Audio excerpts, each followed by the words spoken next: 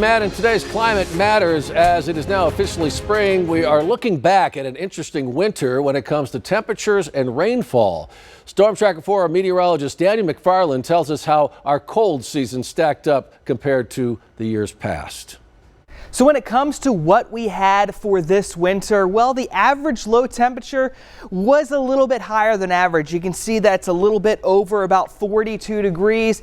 And you do see a pretty good trend here over about the last 120 years whenever it comes to our average low temperature. It does go up and down, but the average trend is going upward. So we do know that does seem like winter overnight temperatures are getting warmer. But this is what I found more interesting is days below 32 degrees. Look at this. Back in the early 1900s, we were seeing as many as 40 days that were below 32 degrees. And look at this, over about the last 50 years, that number has dropped a lot. In fact, this winter, we only had 4 whole days that had an overnight low that were down below 32. So if you're really hoping for that snow, it really wasn't this year. So this is where I think the biggest change is with our climate and our low temperatures. Has a lot to do with these days that won't be getting down below 32 degrees anymore, which could unfortunately mean for us a lot less snow moving in. But one thing that's not really changing a lot is going to be the amount of rainfall. So this is a graph of all the precipitation we've had during winter